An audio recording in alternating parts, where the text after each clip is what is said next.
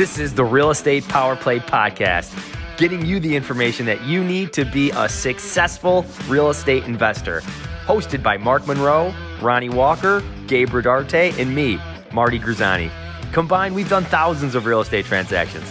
So get ready for real stories and true case studies on finding deals, growing portfolios, and making money. Welcome to the show.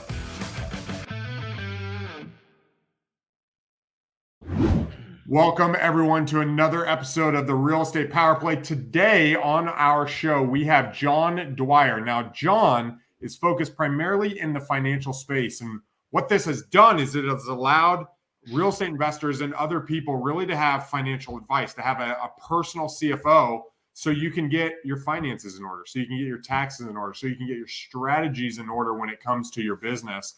And today we're bringing him to the show to really unpack that. How does that apply to real estate? How can getting your finances in order really take you to the next level? Because, you know, in my journey, I know that I went out and started doing real estate, and then all of a sudden my books were a mess and I didn't really understand how to organize my finances. And it was an 8-month journey just going down this rabbit hole of, oh man, you have to have your finances in order to run a real estate business. And it's one of those things a lot of people don't talk about. So I'm excited. John, how are you doing today, man? I'm good, man. Thanks for having me on. I appreciate it.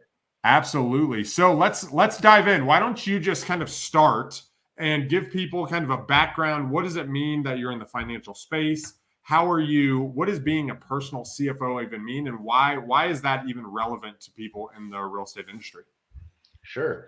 Well, so I've been in the business about 20 years. And when I first got in the business, I was doing what everybody else was doing from a planning perspective. Okay. So you look at your Edward Jones, you look at your typical wirehouses. I mean, I was that guy, right?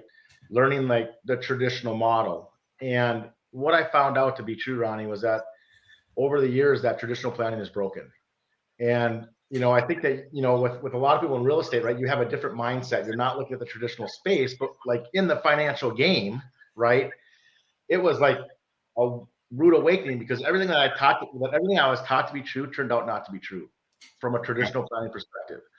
And what I mean by that is that traditional planning is very microeconomic. All right. So think about like if you have a 401k, you might have an advisor that just talks about your 401k. But there is a direct link to your 401k to how you structure your mortgage, or if you have a mortgage on your personal house or in investment real estate. So when I say traditional planning is broken, it's broken from the standpoint of they look at it from a microeconomic perspective, and money's not micro, money's macro. Yeah. And so over the last 18 years, I have been basically swimming upstream and telling everybody why traditional planning is broken and helping them understand the truth about wealth. There is a big difference between money and math. And traditional planning looks at money because it's linear, right? But wealth doesn't get created that way. And so over the years, we've just helped people understand how money works, what is the truth about money, and then just help people understand their blind spots, right? Because we all, like I talk about financial maps, but also mental maps, right? We all have an understanding of what we thought to be true, right? And it's And so when we look at things, there's things that we know that we don't know. And there's things that we have an understanding, but we're not really sure how they work.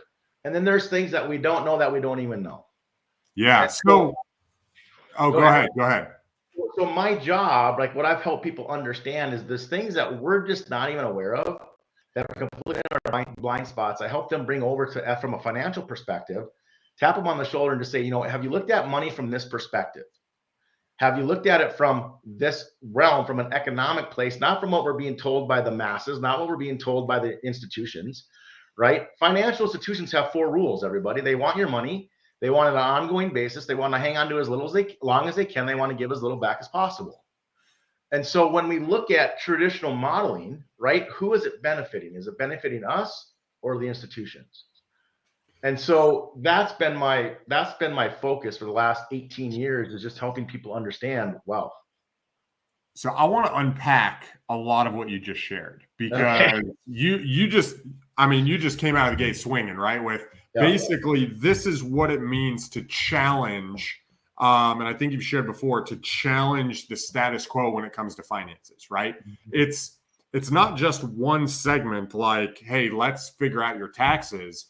You're talking about an entire framework that needs to shift for people to get their finances and really their money in order. So when you say swim upstream, right, against the stream, like what does that look like? Right. I'm a real estate investor. So I come in the industry. A lot of our people are either getting started, they're doing 10, 15, 25 flips. How does, this overarching philosophy of what the banks want, how does that impact us as investors? And what are some key takeaways that we should just really be focusing on, right? Like, we should do it a little bit differently here. Yeah, and that's a loaded question, right? We could talk for a while on that. But so, one of my biggest questions is this, okay? And then I'll tie into kind of your specific questions about real estate and financing and things like that. But so just imagine for a minute, Ronnie, I know I don't have a pen, but just draw a circle in your mind. Everybody just draw a mental circle in your mind. Okay. So it's just this round sphere. And everything that you own, whether it's real estate, 401ks, businesses, IRAs, everything that you have is going to fit in that circle. At one point in time in your life, you're going to stop going to work and you're going to rely on those assets to generate that income for you. Okay. And so what I want you to do though is now I'm going to take my pen, my imaginary pen, and I'm going to draw a slice in that circle. So I'm going to take the pie and just cut it in half. Okay. So right from the middle down to the end of the circle, there's a line. And that line represents how much of your money do you want to share with the United States government in taxes and retirement. So I want you to take the pen and I want you to mark that line to how much more of your money do you want to give to the IRS in retirement with your money. What would you do with that pen? Where would you take that marker? Would you leave the line where it's at, or would you try to erase it? We would try to erase it.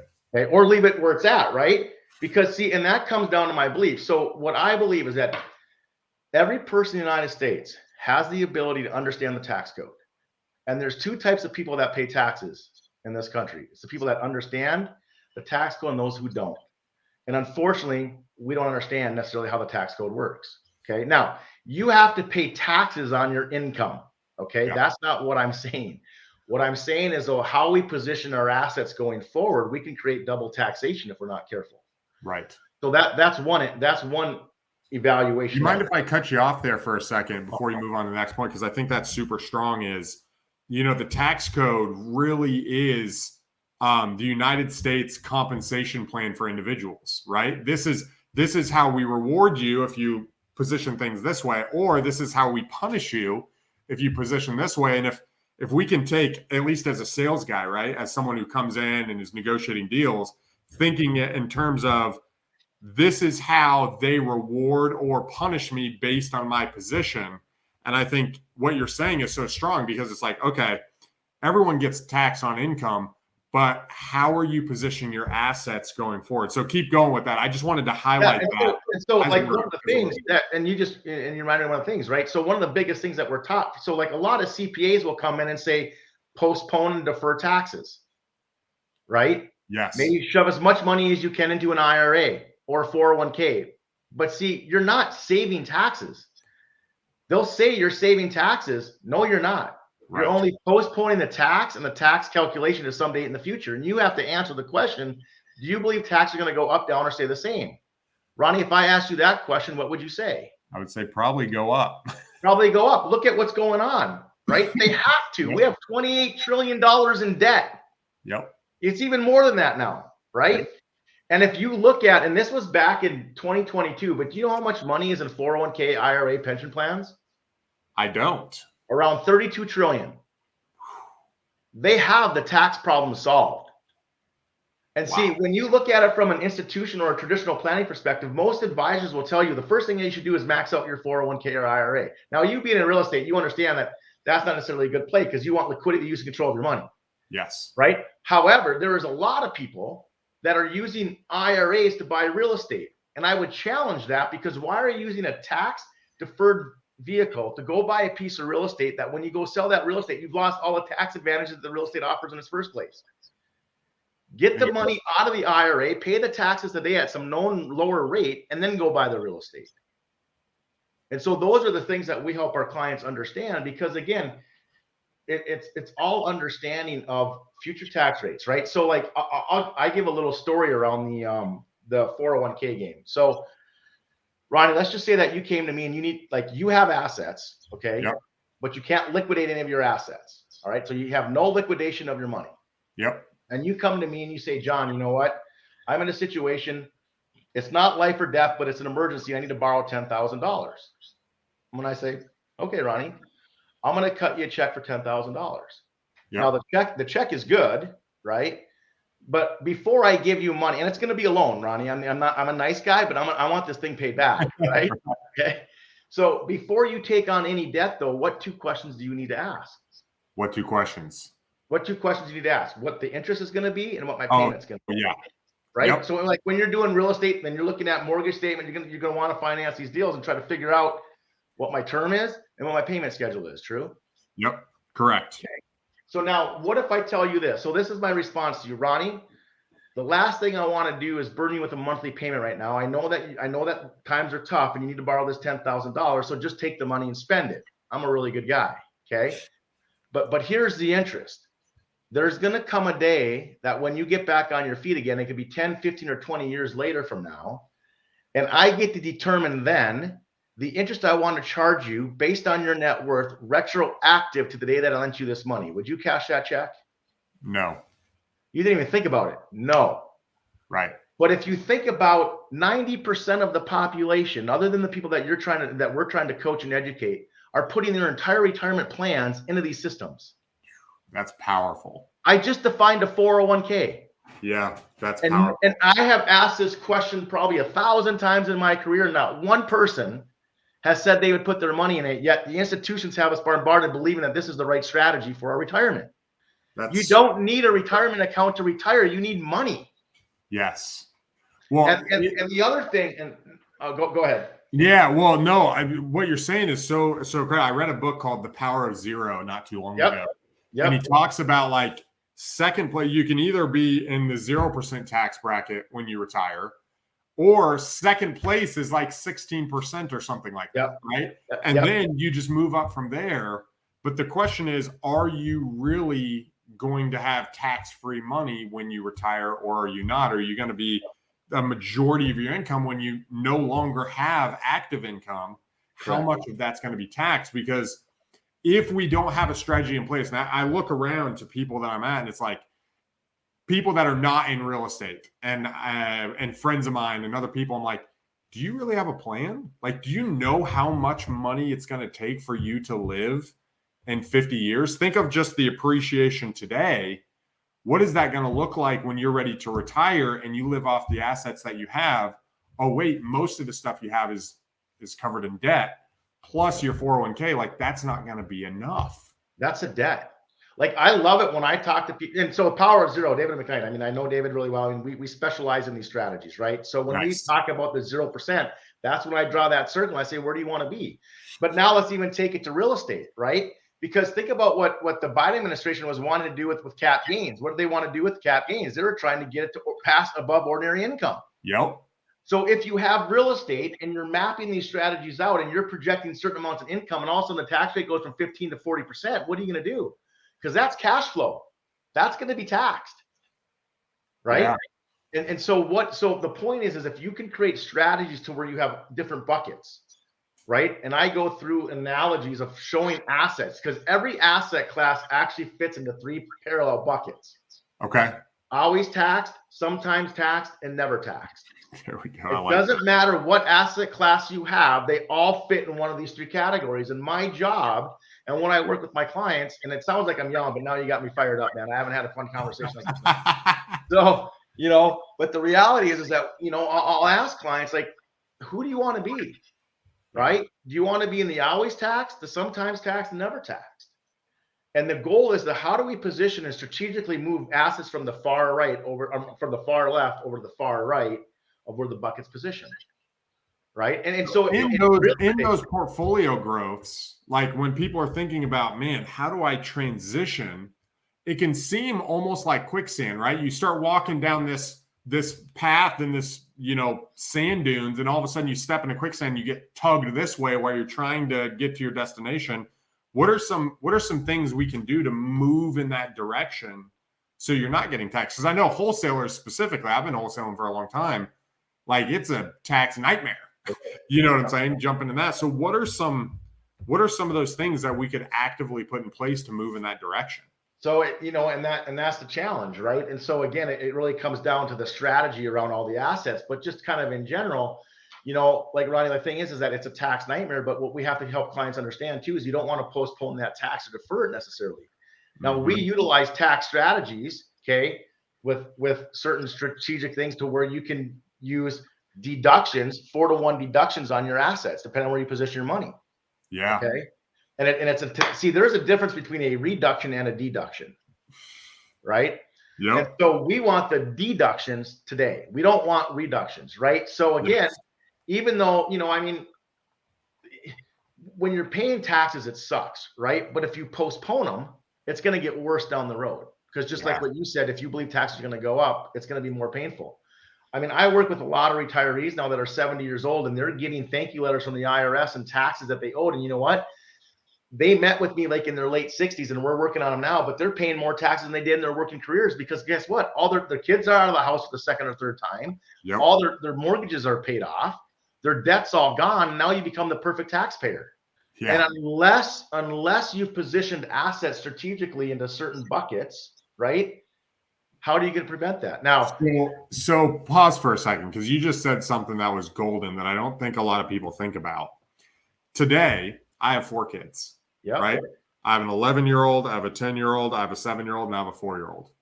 30 years from now, they will no longer be dependents, which means I don't get those deductions. Correct. And if I've waited 30 years to pay taxes, I no longer get the benefits of having them as someone that I can use a deduction on. That's what you're saying is, as I get older, I have less and less tax deductions. I have less and less things that I can say, hey, I'm going through life. Now it's just me and my money. And so they can take more of it. Is that what you're saying? Yeah, because and I joke about the kids being, I have 3 kids, right? So I joke about them being in the house, especially today, like after, third or fourth time they're finally out, right? So, but the reality is, so because what's the American dream, Ronnie? Like the American dream is to get out of all your debt, have your houses all paid for, no mortgages, which is a deduction, right? And then the kid's gone and off and paid for school.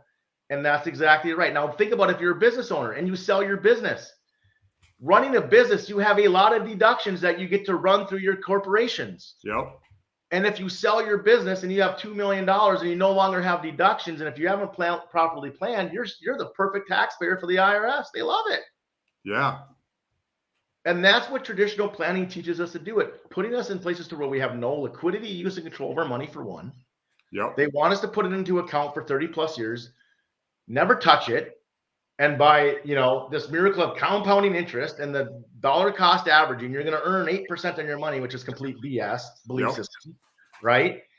And then you have all this money that's never been taxed. So that's really the difference between being able to catapult your money, because you also touched on a couple of things there. Not only is it the tax implication, but it's also the way that it's growing, right? It's the difference between what an average return with your capital exposed, right, versus a consistent or what you're actually making on that return, with your money over time. Yeah. Because I think as we are using our jobs and our income in real estate to increase the amount of cash we have and the amount of assets we have, then we have to ask, or at least I ask myself, let me put it this way, is, okay, how do I multiply this money in the best way and protect it from Uncle Sam, right? What are some of those things that I can put in place, not just for today though? Because I think that's what you're talking about is sometimes we don't want to take the pain today and we're going to take it later. I have a phrase in relationships I share with my team. I said, I would rather have short-term discomfort than long-term dysfunction. Yeah, there you go. That's what you're talking about here. Right. But see, a lot of people can't get over that when it comes to taxation. They're like, oh, I hate paying this tax now. Yeah, but if you do what your CPA is telling you to do and postpone it by putting all this money in a separate you can't touch, the government controls it. So you minimize a little bit of tax today versus the future of having liquidity to use to control your money and in a tax exempt environment. which we're going to do. Now, you said 3 things that I want to touch on because I think we'll have a little fun around this conversation. The first thing is you talked about compounding and average return versus actual. Yes. Okay. I want to walk through an example of this. And again, I wish I had my pad up, but just follow through with it. Okay. Because I think it's very important. This is where traditional planning, in my opinion, screws everybody. Because they are only as a licensed SEC advisor, right? Which I am. We're only required to talk about average rates of return. Everything is an average. You're going to average this. You're going to average this. You're going to average this, right? Yeah. And so they'll put these portfolios together and just say, if you average 8% over the 25, 30 years, you're going to have X amount of money. That's a linear growth pattern. That's not how wealth works. So let's look at actual returns. So Ronnie, if I was going to guarantee you a 20% average rate of return over 2 years, would you invest your money with me? Say that one more time. If I was going to guarantee you, now for all our viewers out there, this is hypothetical. This is not tax advice or legal advice, right? This is the conversation, okay? An example. So if I was going to guarantee you a 20% rate of return over 2 years, would you invest your money with me? Yes. Are you led to believe you're going to have more money or less money? More. Okay, so let's walk through it. So the first year you give me, and we're just going to do $100, right? Because you're still like, we're going to find this out. So you're going to give me $100. You know, we knock it out of the park. We have a phenomenal year. Okay. I get you 100% return on your money. So your $100, you get 100% grows to $200. Yep. Okay. The following year, okay, we don't do so good. We have a 60% loss in the market. So your $200, we have a 60% loss in the market. Now your $200 is a $120 loss. So you're remaining with $80. Your 2 years is up. Okay. Now I promised you a guaranteed rate of 20% average rate of return. True. Yes. So the first year I got 100. Yep. The second year we didn't do so well. We got negative 60. So you take 100 minus negative 60. That's 40. Yep. 40 divided by 2 is what? 20. 20. Did I fulfill my obligation? Not in my mind. Did I get you the 20% rate of return? Sure. Yeah. What are you left with, more money or less money? Less. Now, how does that sit with you? Not very good. But see, that's the difference between average and actual. Yeah. That's and good. See, money. Okay, so money, they make it look like it's linear, right? You're earning 20%, but money works. And for the viewers, my hands are like it's going volatility up and down the linear curve. Yes. I fulfilled a guaranteed 20% average rate of return, and you're still left with less money because of the way volatility and things change are. Yeah. Now, you can't speak in terms of averages, and that is the biggest problem with traditional planning. They just say if you're going to average 12%, there's a an entertainer out there who always talks about earning 12% on your money. What does that even mean?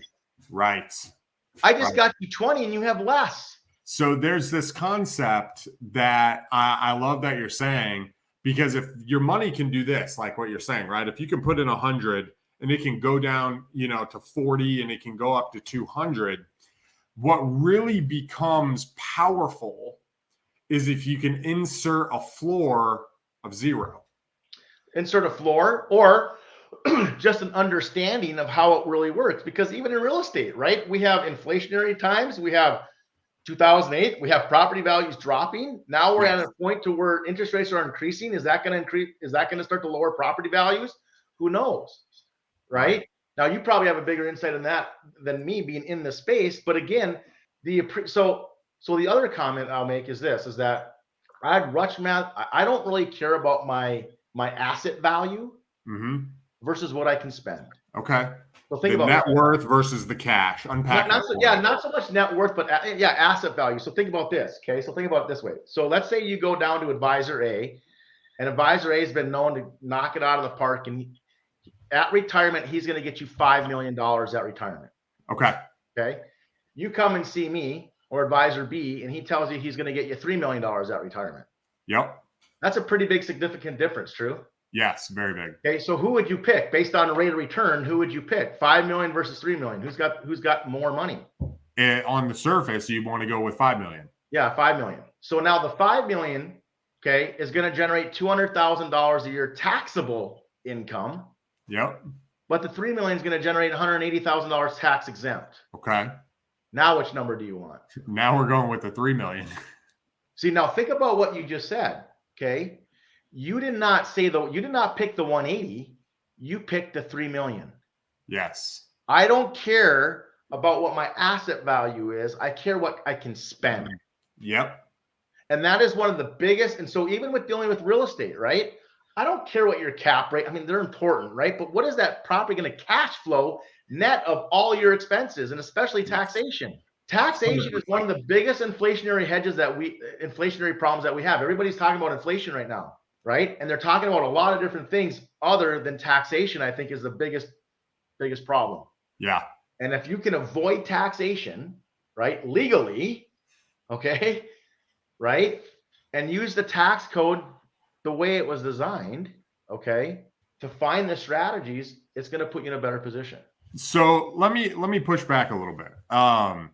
And because I think one of the thoughts that people would have as they're inserting this is, John, like, you're completely throwing in the face of everything that's out there today.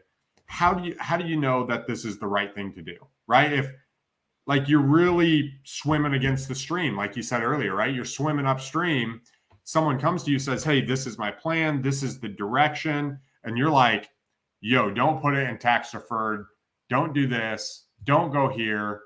And it's all this stuff. And someone's like, okay, why would I do that? Like, great question. You know what I'm saying? Like, okay, this sounds good, but now it's what you're saying versus the traditional. How can we navigate a path for me? Like, how can I walk down and say, okay, this is where I should put my money?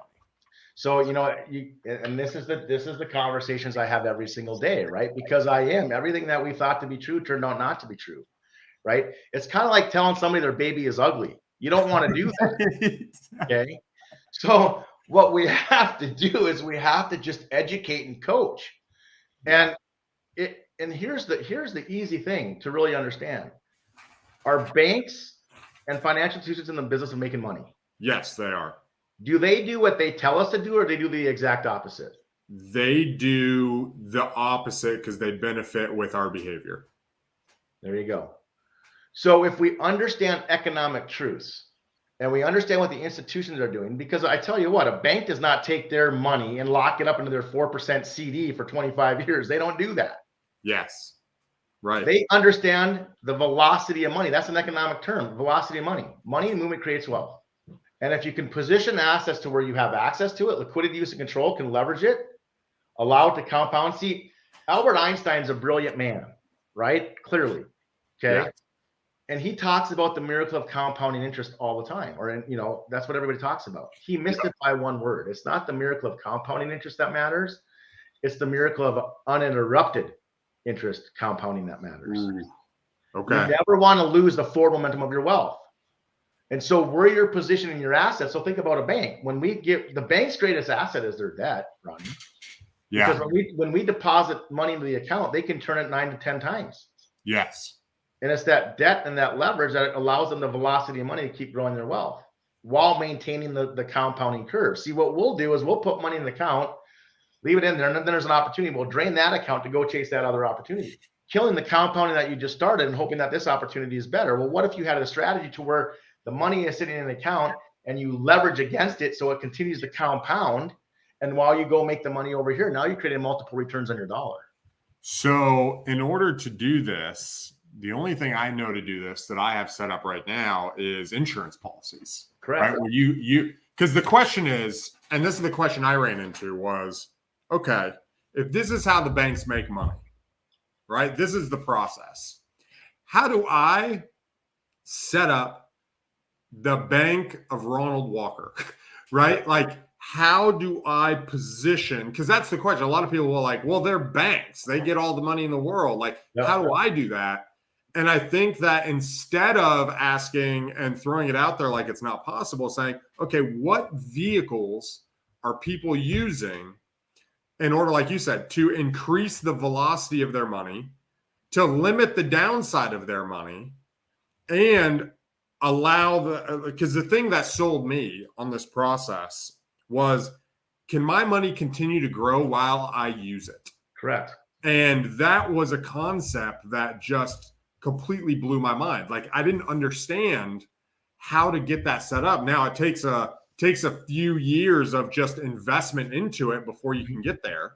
Yep. But, well, you can use it as actually you're going through that few years. But if you set up your finances right and you lay the foundation, and then you start building on that foundation, one, protecting your life against catastrophic loss. Correct. Two, being able to put your money in a vehicle where it's growing and being able to make deposits so you can later pull from it from a tax-free basis. And three, where it can actually blossom in the future, where it can go to your heirs, really going down that legacy path. For me, that was... And there's one more. There's one more, the tax exempt income of it.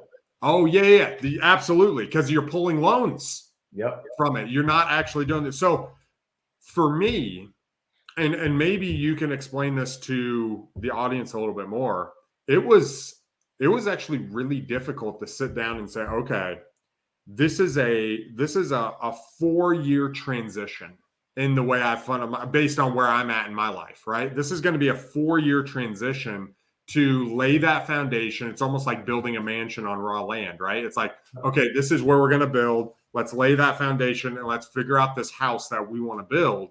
Can you walk people through the mindset they need to have in order to say, yo, let me put the halts to change the direction so I can have that growth, so I can have the retirement I want, so I'm not getting taxed like I have, so I have the cash flow? What's the mindset somebody needs to say, okay, I'm willing to do X? So think about what your awesome quote was, right, a little bit ago. What do you say to people about today versus the future? What do you say? What was your quote? I don't know. What did I just say? It was your quote. The pain to what was it? When I was talking about, I was going to write it down, but you mentioned that you say that all the time when people were talking about taxation instead of deferring it, like the pain to stay. Oh, yes. Right? So yeah. What is that? What is it? What is your quote that you say again? Yeah. So it's like, are you willing to, oh man, I've lost it. It was good. Go back and rewatch it. Go back and listen to the quote. You put me on the spot. So now I'm like, oh crap. Like, man, the pain has to be great enough to make a change. Yes. And so the mindset is this. Number one, when we look at, and I'll talk about the CFO aspect of it too, but when the mindset is this, is that we don't want to completely halt what you're doing. It's about redirection, repositioning. And so looking at the strategy, you have to look at all the areas and how do you build it to where you can still build and still go get, if you're doing real estate, purchase real estate. But think about it from this perspective. If you're buying your first property, you put 20% down. Is that 20% liquid and equitable right away? No. How long do you have to wait in order to borrow against that property, go buy another property? However long it takes to create equity in the deal. Right? It could be additional equity, like beyond the 20%. So think about it that. So you're willing to do that, park in 20%, where you don't have any liquidity of it. Yep. And it's going to take time to get access to that. Yep. How is that really any different to where you can maybe do both, where redirect here, and you simultaneously grow the accounts together to where you can have access and see? It's all about options. Yeah. Well, and realizing that the future, sacrificing today for that future possibility, that future person is me. Yep. Like, I think that's like my follow-up on the deals that I was following up on the last 2 years that I'm doing now. Like, I'm benefiting today because old Ronnie got tired, right? Yep. And I'm the same guy. So realizing that, hey, that future guy is you. Don't you want the best for, 2040 Ronnie? Yep. And realizing that this is, I like to do this exercise, John, where I'll visualize myself in the future. And then I'll say, okay, what would I have regretted in the past now? Right? So that way it's like, okay, what decisions will I wish I have made at 70 today? And also using it when things are tough, right? Realizing like, hey, at 70, I'm going to look back on these times and be like, man, remember when I was going through blank? Being able to do that visualization helps you make the decisions you need to make today, where you start living for the main character and you don't be so casual with your life and just, it'll just work out. Yeah. And man, that's so good. Yeah. And so I think, when we look at it, and the other thing is too, it's how it's designed, right? I mean, there's a lot of information out there, and I think about 90% of it's bad. to be honest, and 10% is accurate. And when you look at designs and things like that, there's different ways to design policies, and they're all meant to be designed differently for different functions. Okay. Yeah. And so, I mean, again, it comes back to the, and why do I talk about personal CFO? Because, and Ronnie, I'll ask this, but to most people, right? I'll sit down with a client and I'll say, okay, when's the last time your attorney, your CPA, your mortgage broker, your real estate agent, your investment guy, your insurance guy have sat around the table in front of you in one meeting and gone over your plan for you? Never. See, so from a CPA's perspective, they're trying to see what's the CPA's job, because we love paying taxes, right? So the way they keep their job security is to reduce our tax liability today. So their jobs are to save us taxes today, because we complain when we have to put in taxes, right? We bitch to our CPA about it. Yeah. So they're trying to do anything they can to reduce the tax liability today, not thinking about the future taxation, right? Your attorney's drafting legal documents based on what he's seen. So when we talk about personal CFO, like, my job is not to replace those individuals. Yeah. But my job is to look at an overall financial plan and make sure that what the CPA is doing makes sense with what how your mortgages are set up, with how what you're trying to do with your personal finances, to make sure legal done. Now, I am not a CPA or an attorney. Okay? Right. We have access to those people in our team. Okay. But we need to make sure that everything is coordinated and integrated. I mean, is the idea to say, look, there is these segmented realities in your life, and each one of these things is a piece to your overall financial picture. So let's organize these into one picture, so you're on the same page and they're working together, rather than being at cross purposes. Is that what you're saying? Like, as a personal CFO, you're saying, yo, let's look at all of this and figure out what's best for you. Yeah. And if the CPA is giving you bad advice, you better get a second opinion. Right. Because again, go back to the debt story, the $10,000 check. Not one person has ever said they want to cash that check, yet their CPA is telling them every year. And I still have clients that, John, I'm not supposed to do this year again, right? Well, let me ask you the question. When do you want to cash the check? Right? Yeah. Like, oh, yeah. Right? So again, you have to make sure that it's all coordinated, because, Ronnie, when I meet with individuals, and I'm typically working with people that have money, right? Yeah. And I'll be like, okay, why do you have this? I don't know. My broker told me to do it. Right? Well, why do you have this? Well, I think this is, they have all this financial stuff. I call it the financial junk drawer. They got crap everywhere. Yeah. And it's not that it's bad. It's not that it's bad at all. At least they're saving and they're being like they're doing, but there's no coordination and integration to what they're doing. I mean, think about it. You have somebody going to work every single day, maxing out their 401k, putting as much money as they can on that. And on the way home from work, they're talking about paying their mortgage off as fast as possible. They have one foot on the gas and one foot on the brake. Right. They're creating a reduction and going home and killing the very thing they set up to start by paying off their house. Interesting. Right. And so again, from the personal CFO perspective, we just look at everything and making sure that it's coordinated and integrated.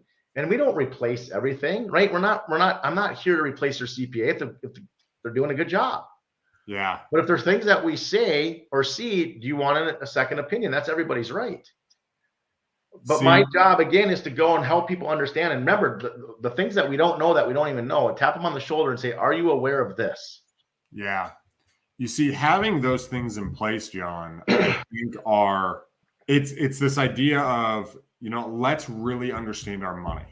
Mm-hmm. Let's understand where it's going, and is it working for us? And what are the things we need to take advantage of, and what are the things we need to postpone? Guys, if you're in a position and you're saying, yo, this is the finances I have, this is the direction, I've got X amount in my 401k, I've got X amount over here, I've got this amount in assets, this is the time to sit back and say, okay, what is available now that can help me transition? I started this transition about 2 years ago, and realizing that there is a window of opportunity, right? There is like, if you get to the point where you're 60, 65, you will not have the same options that you have at 35.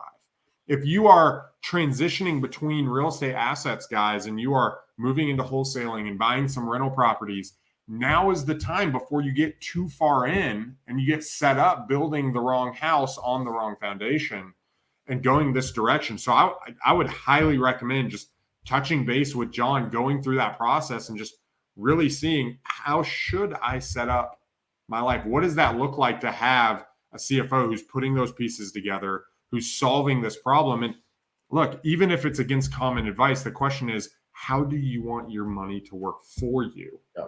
And Ronnie, you know what's interesting is all is that. So I do this income game, and 15 years ago, this had more impact on people. But I'll show them levels of income. I mean, do you realize if you're making $410,000, I might be off by a little bit, but that you're in the top 1% of all Right. the 1%. Yeah. If you're making $130,000, you're in the top 10% of income earners. So if you're making like $130,000 and you're in the top 10% of income earners, is your income common or uncommon? Uncommon. So the financial decisions and planning that you make, are you doing things that are common or uncommon? Uncommon. And what should you be, right? Because most people will say, yeah, common, you right? should be. Yeah. You should be doing uncommon things. You may not think your income is uncommon because you're looking across your buddies across the street and say, well, they have more than I do. They have more than I do. And, Yep. geez, we're just trying to get by with, it does not take much to put us in the top 10% of income earners. That's good. And if your money, if what you're making is uncommon, you have to look at money from a different, you shouldn't have to, but you would maybe want to. Yeah. Look at your money from a different perspective and look at what the institutions are doing with their wealth. And why do they always have money versus what you're doing? And one of the biggest things too, Ronnie, is that people will say, well, John, I don't have any money. You know what? We find the money because people are putting money in places that are inefficient. Yeah. It's all about redirecting or restructuring. That's so good. That's so good. So guys, this has been a conversation about what to do with your money, right? You use real estate to catapult and hopefully go from making, $4,000 or $5,000 a month up into the $20,000+ a month. Then once you have that money, what do you do with it? How do you set those plans in place? And that's what we're talking about here. So John, to leave our audience with like a final, head down this path. If you're interested, where should I go? What should I start learning? What are some resources they have that they can move down that? And then just a nugget that you would leave with them, and we'll wrap up. Okay. Yeah. So there's a lot of good books out there. A really good friend of mine, actually wrote the afterword in his book, Brian Bloom. He's a CPA. He wrote 3 best-selling books called The Confessions of a CPA. And his last book, The Capital Equivalent Value, is so powerful. Nice. It really digs into about the asset versus what rate of return would you need to achieve to actually have spendable tax-exempt income and other assets, right? You could go to my website, noplanningfee.com, if you want to book an appointment with me. Just go on there, click the link, and you'll get connected to my calendar. I don't charge any introductory fees. It's just about a conversation. If you want to have a conversation with me, looking at your overall picture, and we'll just consult and we'll just take it from where it needs to go. That's noplanningfee.com. You can also go to my bio page at johndwyer.me. There's what's interesting is that over the years, like 18 years ago, when we would have these conversations with people, they'd look at me like I have alien arms coming out of my head. Right? Yeah. But I've been doing this so long, but now it's becoming more and more mainstream. People are understanding or actually learning more and understanding, like, the Power of Zero book. Okay. Yeah. Great book, right? There's a lot of really good books out there, and, and it's working with someone who really understands it as well. Right. That's Again, good. just be careful, right? Interview the advisor. I've been doing this for 21 years. Top 1% of all financial professionals So you want to work with somebody who's been around and has a team, okay, of people. Because if you don't set this stuff up right, and again, it's not just the insurance. Like, we look at money from that CFO perspective, looking at everything, your investments, everything. We look at everything, okay, and tie in professionals when needed. So I don't know. Is that what you wanted me to say? Yeah, no, I think that's awesome, guys. When you're thinking about real estate, the cool thing is, going down and deciding to be a real estate investor is like going on this journey to climb this mountain. And on the journey, there's different tactics and different tools and different things you need based on the elevation that you're going, right? If you got to learn the strategies initially, and then you start acquiring assets, and then you start getting more money here. And then you have other questions you have to answer. And it's not that, oh my gosh, let me pump the brakes. It's no, as you start getting success, there's more and more questions, and it's a journey that you guys can go on. And this is just one of those things that you learn, one of the base camps that you can come and you can learn, and you can reach out to John and say, hey, I've accumulated X. What do I do now? And being able to put those things in place, because our goal is to create the life that we want, right? You said it earlier in our conversation. Who do we want to be? How do we want to make our money? And what type of legacy do we want to leave? This is one of those core pieces in place, guys. So yeah, reach out to John's stuff. Go to his websites, learn about this, change your mindset around, I am uncommon. I'm doing things that most people don't. So learn how to use your money in a way that the uncommon do, the people who are able to take it and maximize the velocity. John, any final thoughts? Just two, because you said two things. Number one, you don't have to stop what you're currently doing. We love real estate. We embrace it. And it's how do you do that? I just want to reiterate that. Two, you made a comment about climbing a mountain. And it's funny because I talk about Mount Everest in every conversation, right? And what you have to ask yourself is, if you were going to go climb Mount Everest, right? What is the goal? Is the goal just to get to the top, or is the goal to get back down safely? Right. And see, when you hire a Sherpa to climb Mount Everest, are you going to hire the one that's just going to get you to the top and let you die? Or are you going to hire the one that's going to get you as far as you can and get back down safely? Yeah. And that's true about money. Again, it's can we spend it without the fear of ever outliving our dollars?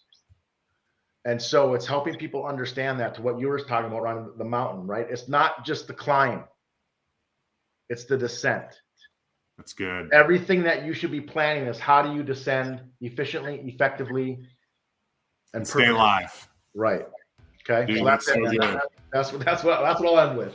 I love it. Guys, this has been awesome. John, thank you so much for coming on and just sharing your wealth of knowledge, man, and just giving us another picture and to why this is important, because it's easy to just forget. So, guys, you can go and rewatch this on YouTube at our Real Estate Power Play channel. You can watch it or listen to it on any major podcast stream. This has been another episode, and we'll come to you next Thursday with another episode of Real Estate Power Play. Thanks, John. Thanks, Ronnie. Really fun to be here, man. Appreciate it. Absolutely. This has been another episode of Real Estate Power Play, guiding real estate entrepreneurs to a brighter future. If you liked what you heard, consider subscribing wherever you listen to your podcast, or follow us on YouTube at Real Estate Power Play.